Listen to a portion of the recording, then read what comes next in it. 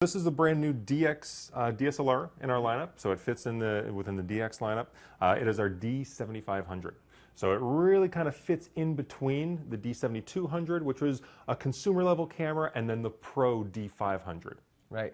And there was presumably a lot of feedback from Nikon users and people who were interested in Nikon, and you guys saw a need in your product lineup, I'm assuming? Absolutely. So when you look at just, if we're going to talk price, the price difference between the 7200 and the D500 was about 1,300 Canadian dollars. So when you start looking at that, you say, well, there's probably some area in there that another camera could fit in that has a lot of the features of the D500, but it really kind of gets people not spending too much more than they would have with the D7200. So it slots nicely in there, really perfect fit for a lot of people. And tell me about the design strategy in terms of like how the camera was built, what it incorporates from the professional line and what it brings into this camera from the professional line. Well, one of the nice things about this camera is I'd say probably 80–90% of the D7500 comes directly from the D500. So we're talking image quality, the sensor, the processor, the XSpeed 5 processor, and the 20.9 megapixel DX CMOS sensor is identical to the D500. So if you love the image quality that you're seeing from the D500, you're getting the exact same image quality from the D7500. So image quality right off the bat is identical. All of the video features, and I say all video features, I mean all of the video features from the D500 are included in this. So you have UHD 4K video, which is what you get out of the 7500. You have full 1080p at 60 frames a second, 30 or 24. We have amazing little features a lot of people don't know about. Auto ISO. So you can go set in manual, set your shutter speed and your aperture, and then by setting auto ISO, you can go from a dark scene to a light scene, and the camera will very smoothly, you won't even notice it, it'll change the exposure just using your ISO. So it ramps up and down the exposure perfectly smoothly. And I've heard that before. I've heard people mention the auto ISO on the camera, and as long as you're keeping your light levels within a comfortable zone, it works quite well. Absolutely. Right? Like if you're not doing too extreme. But also in the same case, if you were doing some documentary work, where we accept, a little bit of grain in the image, still the ability to just let it not be so abrupt and that you can just keep flowing and keep shooting is really, really a valuable thing.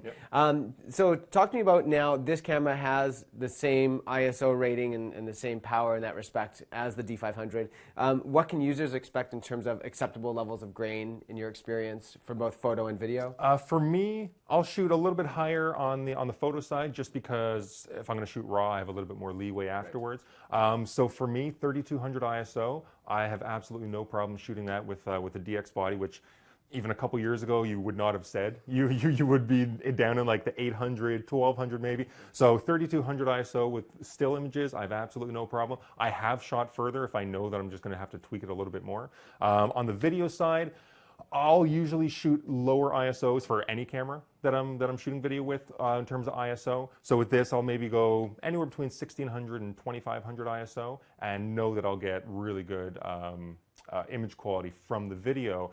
And you can also dial up or down the noise reduction if you need to, if you know you have to go further.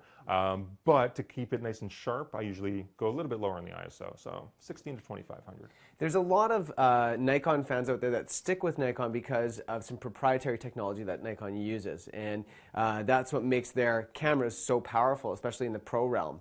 And I know that some of that's been migrated into this camera, things like 3D tracking, and then the fact that you guys have chosen not to make this a mirrorless camera, but to make it a DSLR and to keep it as a DSLR for performance reasons. Can you talk to me a little bit about those two things? Absolutely. So you kind of hit the head on the nail with this. This is not a mirrorless camera. It is a full DSLR.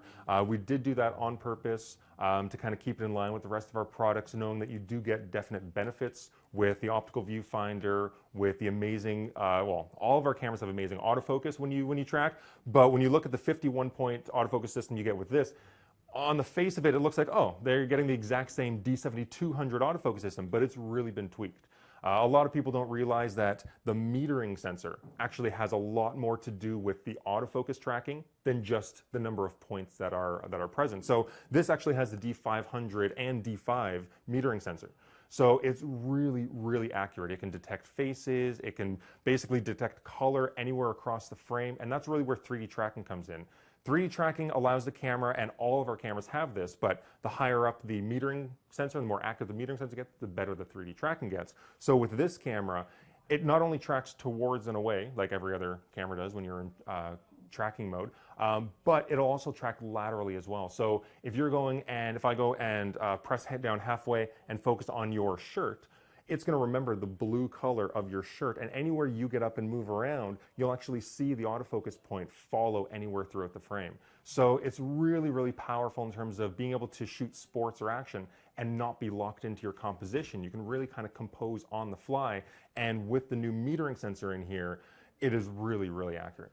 Very cool. So now the product is going live today, but when can consumers expect it to be delivered?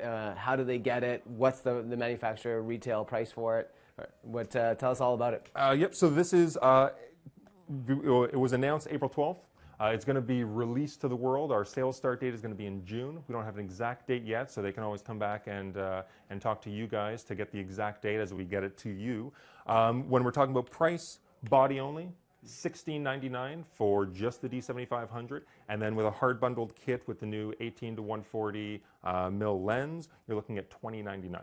That's very much a great deal when you consider how close it is to the 500, which is Absolutely. awesome. Thanks so much, Chris, for coming in. I appreciate it. Thanks everybody for watching. This is a very exciting product.